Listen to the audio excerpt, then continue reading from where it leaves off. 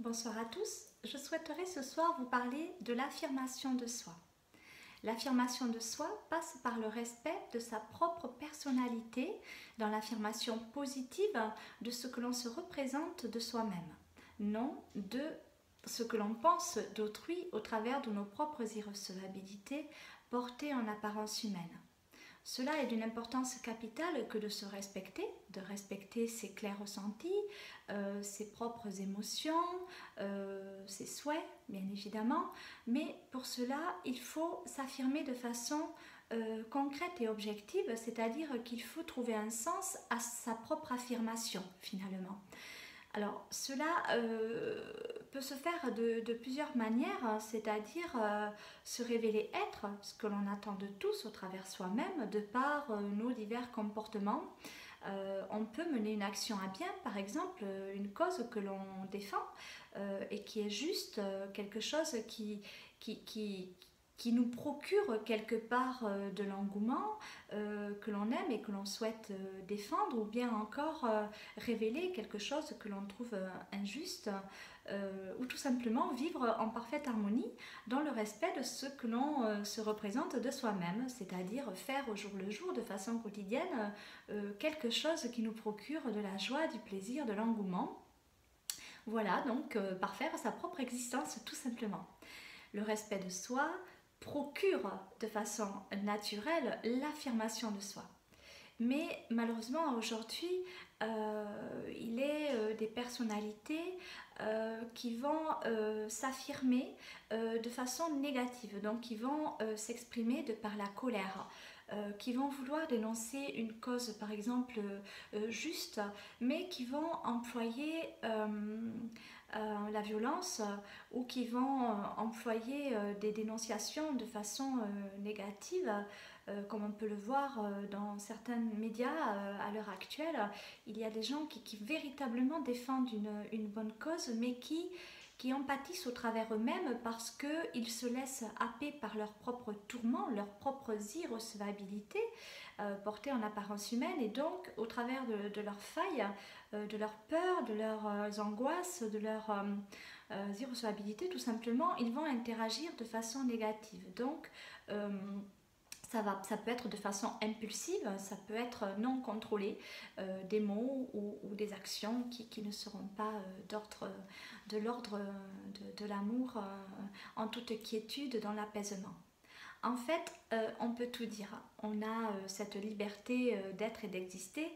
On peut effectivement, du moins en France, à l'heure actuelle, on peut oser s'affirmer, oser véritablement dire ce que l'on ressent, sans peur de représailles véritablement, je veux dire, d'ordre juridique à notre propre encontre. On a la liberté de l'expression. Voilà, donc... Certes, il y a des droits à l'image, etc., mais on a la liberté de l'expression. Et on peut dire à haute voix en France ce que l'on pense, ce que l'on souhaite et ce que l'on aime, et aussi ce que l'on ne juge pas positif ou opportun pour soi. Tout d'abord, puisqu'en fait, à chaque fois que l'on parle, à chaque fois que l'on s'exprime dans la vie, qui que l'on soit, l'on va toujours parler de soi. Donc même quand on défend une noble cause, on la défendra toujours en s'exprimant par rapport à nos propres irrecevabilités, nos propres tourments, nos propres, quelque part, travers à travailler au travers, quelque part, d'une dénonciation, par exemple. Dénoncer, c'est aussi travailler à parfaire le système actuel, à parfaire l'humanité. Étant donné qu'on est tous liés et interconnectés, on travaille forcément sur soi au travers de toutes ces irrecevabilités portées en apparence humaine. Donc il est très important en fait de se révéler en fait. Voilà, de se révéler, être à la hauteur de nos propres attentes, non pas de se rebeller. Voilà, car là, on va attirer à nous des circonstances extrêmes qui peuvent aller loin et qui ne nous seront pas porteuses de bienfaisance. Beaucoup de gens dénoncent des faits avec violence et du coup se retrouvent assujettis au système par la loi de causalité, et c'est dommage puisqu'ils vont attirer à eux malheureusement des circonstances négatives alors qu'ils étaient vraiment dans l'engouement de bien faire et de parfaire leur propre existence, mais en lien bien évidemment avec le monde qui les entoure et qui nous entoure, et donc pour notre bien à tous. Alors, l'affirmation de soi, c'est tout simple. En fait, c'est vraiment, véritablement s'exprimer selon ses propres valeurs. Ne pas chercher à être dans le mimétisme de quelqu'un que l'on aime, de quelqu'un que l'on vénère, de quelqu'un que l'on admire. Voilà, admirons-nous nous-mêmes, car au plus profond de nous-mêmes, en fait, nous savons ce qui est bon et ce qui est mauvais, ce qui est juste ou ce qui ne l'est pas. Donc déjà, le fait de s'honorer soi honorera forcément le monde. Si l'on agit envers soi-même pour le bien de soi, l'on agira forcément pour le bien des autres, pour le bien du monde. Donc, il faut bien conscientiser cela. Il faut bien avoir conscience que le fait d'agir positivement va apporter du positif. Le fait d'œuvrer positivement au quotidien va apporter une amélioration au quotidien. Tout ce que l'on se fait de positif à soi-même, on le fait pour le monde quelque part. Tout ce que l'on pense positif à soi va attirer du positif à soi, va générer une énergie positive et va rayonner autour de nous. On va être bien, on sera en bien meilleure santé, rien que du simple fait d'être en joie, d'être en paix avec soi, on va véritablement être mieux. Alors, je suis tout à fait consciente qu'il y a des choses au travers de ce système systémique actuel, donc politique, qui sautent aux yeux et qui énervent beaucoup de personnes. Je suis tout à fait consciente de ces irrecevabilités que l'on perçoit et du fait que, effectivement, en tant que citoyen, on en a un petit peu marre de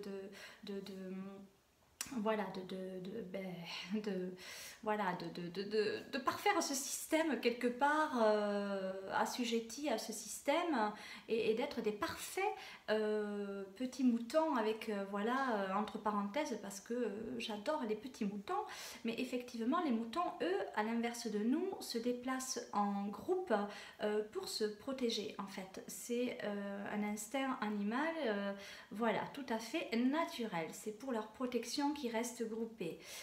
Nous, les humains, malheureusement, il est vrai qu'on va suivre très respectueusement, pour la plupart d'entre nous, comme un troupeau, mais pas forcément dans notre propre intérêt. En fait, c'est comme si beaucoup d'humains avaient la tête sous l'eau et qu'on les maintenait la tête sous l'eau pour ne pas qu'ils perçoivent ce qui est au-dessus, en fait. Et c'est triste, voilà, ça c'est clair, c'est triste, c'est vraiment dommage, et c'est pour ça qu'en fait, les personnes qui sont éveillées se doivent effectivement d'affirmer leur propre personnalité en amour toujours pour montrer l'exemple de par leurs propres interactions objectives et personnelles, pour que l'exemple soit donné afin que d'autres personnes suivent cet exemple, puisque si ça marche pour un grand nombre d'entre nous, ben, ça marchera aussi pour eux. Donc pour vous tous qui m'écoutez ce soir. Voilà, donc en fait, il faut bien prendre conscience du fait que quand on est en conscience, en fait, quand on perçoit le positif et le négatif, il ne faut pas rejeter le négatif. En fait, il faut le percevoir pour quelque part améliorer, se servir de ce que l'on perçoit quelque part de notre clairvoyance intérieure pour agir en fait, mais agir au travers nous-mêmes, ne pas vouloir convaincre quelqu'un, ne pas vouloir inciter quelqu'un à faire ce que nous on pense de bien, voire même des fois à notre place, non. En fait, si on conscientise un état d'être, un état d'âme, alors il faut le mettre en pratique. Donc on perçoit le bien, on perçoit le mal, on sait faire la différence. Alors à ce moment-là, il faut tout simplement de façon très naturelle, instinctive là aussi pour nous en tant qu'humains, se diriger vers le bien, mener à bien sa propre existence, et ainsi on va forcément montrer l'exemple pour que d'autres personnes puissent être à même de faire comme nous. en fait.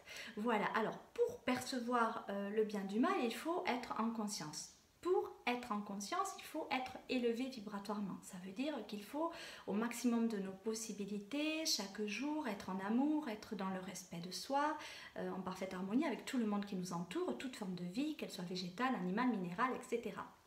Percevoir l'amour partout et bien évidemment se respecter. Ainsi, on s'élève vibratoirement, et quand on est élevé vibratoirement, en fait, on connecte nos plans via, via nos chakras. On a la possibilité de voyager, d'interconnecter, et donc on va élever notre conscience. Donc on va avoir une vision d'ensemble, on va voir d'en haut, en fait. Voilà, puisqu'on va s'élever sur les dimensions supérieures, on va clairvoir. Voilà, on va clairvoir au travers de notre troisième œil. Et donc, on va pouvoir visualiser quelque part le monde d'en haut. Et là, on va véritablement tout voir, tout percevoir, tout clairvoir. On saura ce qui est bien, ce qui n'est pas bien, on saura ce qui est juste, ce qui est bon pour nous. On saura réellement quelque part ce qui est bon pour nous et ce qui ne l'est pas. Et on verra que beaucoup d'humains sont assujettis à ce système. On fera la différence entre quelqu'un qui suit un rang très respectueusement en étant asservi, donc complètement englobé dans ce système actuel, et quelqu'un qui lui sortira du lot, qui sera dans l'affirmation positive de soi, de son soi, et qui fera de belles choses pour s'en sortir, qui sera vraiment en conscience, et puis qui nous apportera la belle parole, la bonne parole aussi, qui nous parlera d'amour, qui sera apaisé, qui sera riche intérieurement. On fera la différence, on saura voir clairement ce qui est bon pour nous, ce qui ne l'est pas. À la différence de quelqu'un qui n'est pas en conscience et qui vit uniquement au travers de ses peurs. Alors, comme je vous l'ai déjà expliqué plusieurs fois, on est régi.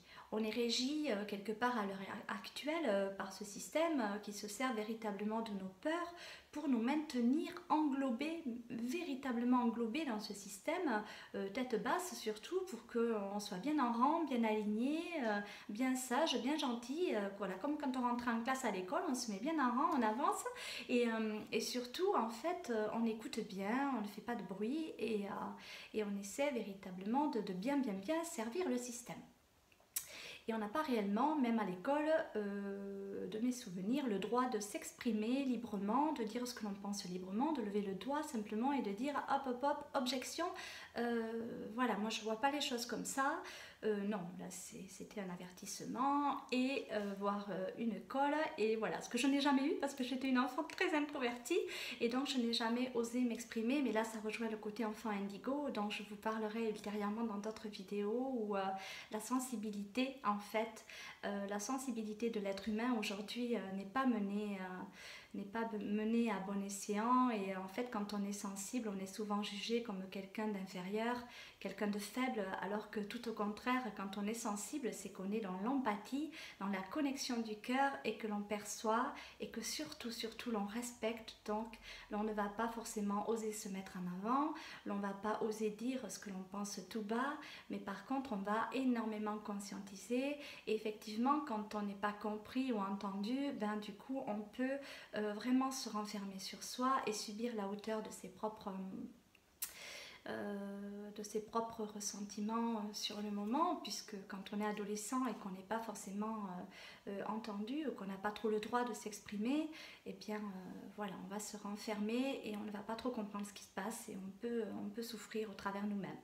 Voilà, donc je ferai d'autres vidéos pour vous parler de ça aussi, pour voilà, tous ces enfants indigo, cristal et arc-en-ciel. Alors bon, on peut mettre les noms qu'on veut, mais moi je préfère parler d'âme éveillée, puisque je préfère ne pas classer les humains, puisque pour moi on est tous égaux, et on doit tous s'entraider, et surtout on est tous un maître pour quelqu'un, ici ou ailleurs, et surtout nous sommes en mission pour nous révéler être ce que l'on attend de tous, au travers nous-mêmes.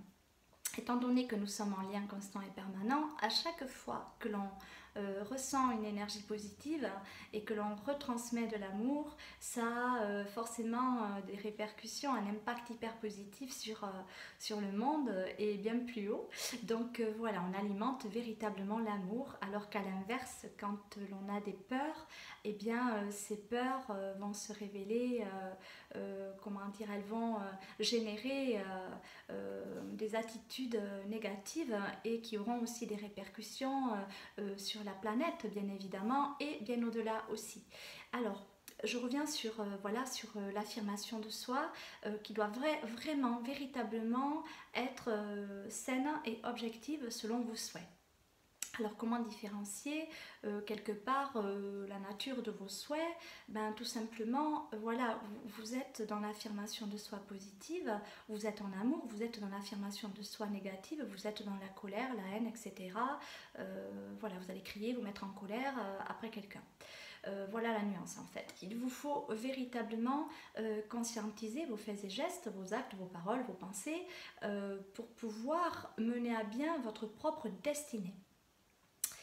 Beaucoup de gens m'appellent pour de la voyance. Alors, la voyance, j'émets toujours une grande alerte à la voyance puisque vous êtes vous-même maître de votre propre destinée, vous co-créez tous les jours votre destinée. Certes, il y a des grandes lignes que vous avez prévu de vivre, voilà, par souhait, avec votre âme, en consentement mutuel. Donc ces grandes lignes-là, elles vous sont prédestinées et ne vont quasiment jamais changer, à moins que vous ayez une super évolution d'entrée dans votre vie, et alors là, le top du top. Mais généralement, ça n'est pas le cas, et donc on a prédestiné des étapes de vie auxquelles on ne pourra pas échapper.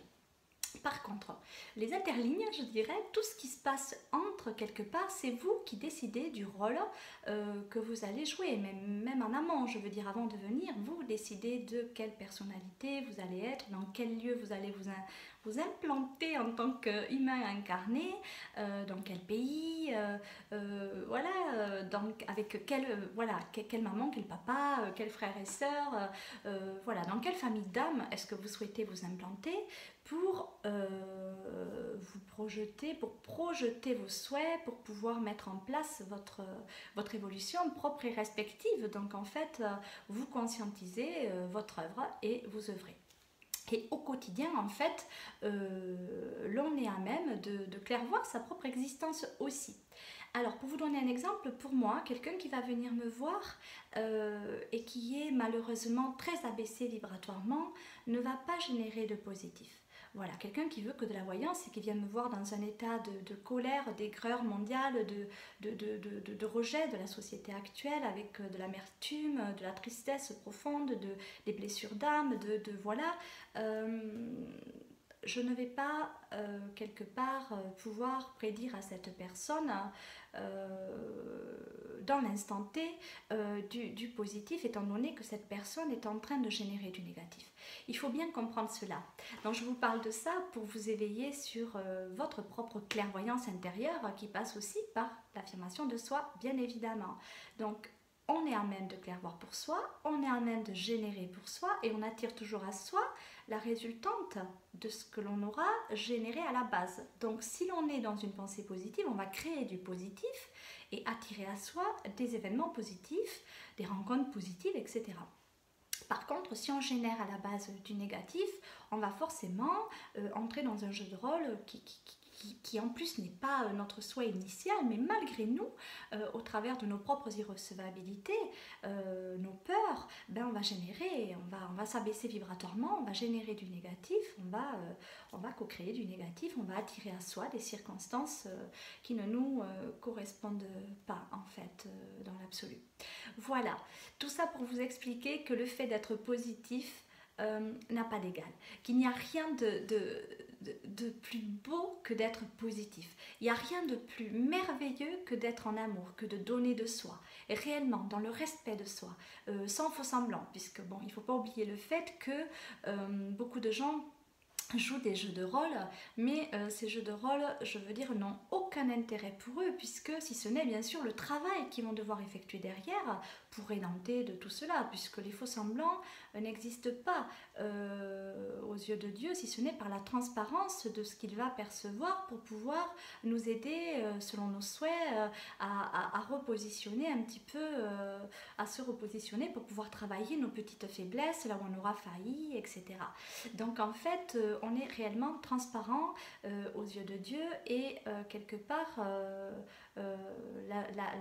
quelque part tout est juste sur terre et donc on attirera toujours à nous la hauteur de ce que l'on se représente de soi. Alors si l'on se représente sous des faux semblants, on va devoir quelque part s'auto-éclairer de ça, on va devoir se révéler proprement, on ne pourra pas se dissimuler longtemps. Surtout pas en 2017, puisque c'est une année véritablement de révélation, de renouveau, de transparence. Donc on peut concrétiser beaucoup de choses cette année. Donc les énergies voilà, étant de plus en plus élevées, le taux vibratoire de la Terre étant de plus en plus élevé à ce jour, tout va très vite.